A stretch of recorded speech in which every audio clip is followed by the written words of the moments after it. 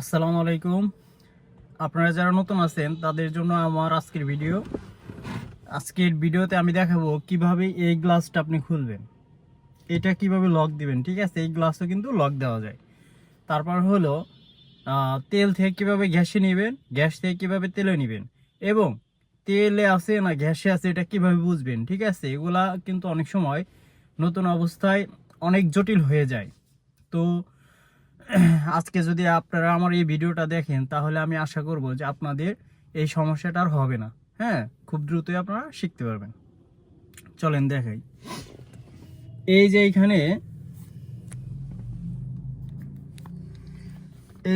এইখানে দুইটা, এইখানে কিন্তু এই যে সুইচগুলো দেখতে পাচ্ছেন, এই সবগুলো সুইচ কিন্তু চারটা দরজা, চারটা খোলার জন্য, মিরর খোলার জন্য। ঠিক আছে, চারটে গ্লাস খোলার জন্য। আপনার দরজার যে গ্লাসগুলো আছে এই গ্লাসগুলো আপনি এইখান থেকে কন্ট্রোল করতে পারবেন, ড্রাইভার সিটের থেকে কন্ট্রোল করতে পারবেন। ঠিক আছে, এগুলো সব অটোমেটিক। যখন ইঞ্জিনের সুইচ দিবেন তখনই এগুলো কাজ করবে, বন্ধ অবস্থায় কিন্তু এগুলো কাজ করবে না। আচ্ছা, আর এইটা হলো গাড়ি লক এবং আনলক। এই যে ভালো করে দেখেন। ঠিক আছে, এই এই জিনিসটা হলো আনলক আর এটা হলো লক।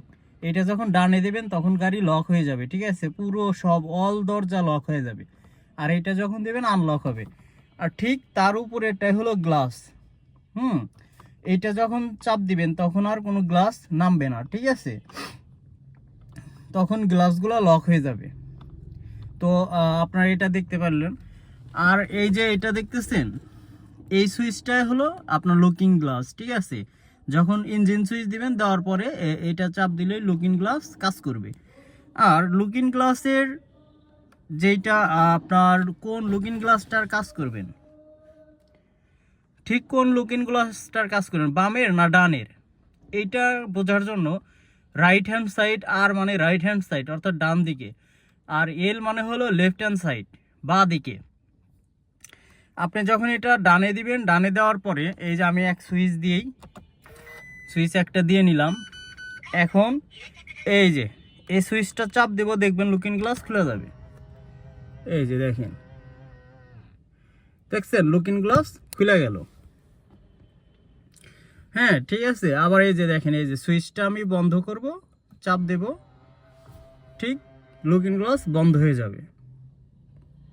তো আপনারা এটা বুঝতে পারলেন। এবং সেই সাথে আর একটা বিষয় আপনাকে বুঝতে হবে, যেটা বলতেছিলাম যে আর এবং এল এর কাজটা কি। ঠিক আছে, আর এবং এল এর কাজটা কি।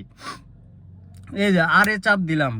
হ্যাঁ, আর এ চাপ দেওয়ার পরে আমি লুকিং গ্লাসের দিকে তাকান, আর একবার এই যে এই চারটা বাটনের দিক তাকান। হ্যাঁ, এইটা দিলে ডান দিকে লুকিং গ্লাস সরে যাবে। এই যে দেখছেন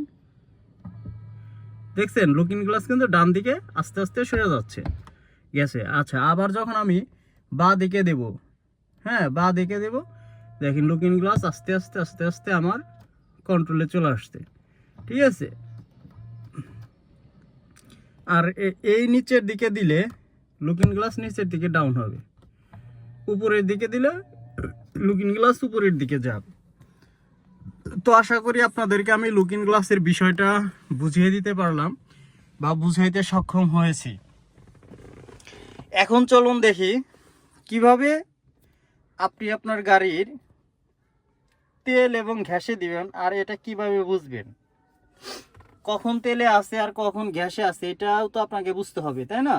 আপনি যদি না বোঝেন তখন কিন্তু ঝামেলা হয়ে যাবে। হ্যাঁ, যে তেলে চলতেছে না গ্যাসে চলতেছে এটা আসলে বোঝা যায় না, নতুন অবস্থায় আমরা বুঝতে পারি না।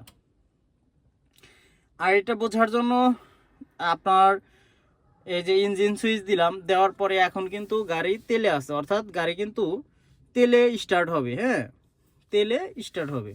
চলেন আমি আপনাদেরকে স্টার্ট দিয়ে দেখাই।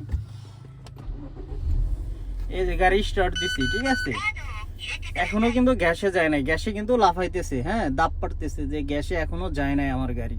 একটুখানি অ্যাক্সিলারেটর দেওয়ার পরে আমার এই গাড়িতে গ্যাসে চলে যাবে। এই দেখেন তেল কিন্তু এতক্ষণ এই যে এই বাতিটা কিন্তু তেলে থেকে লাফাইতেছিল, আর এখন কিন্তু তেল থেকে লাফানো বন্ধ করে দিচ্ছে। সো এখন ঘেঁষে গেছে। আমার গাড়িটাতে খুব দ্রুতই ঘেঁষে যায়, অন্য গাড়িতে একটু সময় নেয়, হ্যাঁ 2-1 মিনিট সময় নেয়, এগুলো আপনারা খেয়াল করবেন। আর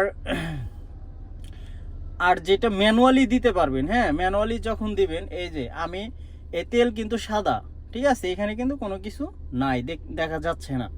এখন আমি এই মাঝখানে চাপ দেব, আমার গাড়ি কিন্তু তেলে কনভার্ট হয়ে গেছে, দেখছেন, তেলে কনভার্ট হয়ে গেছে। আবার আমি চাপ দেব, গ্যাসে ট্রান্সফার হয়ে যাবে,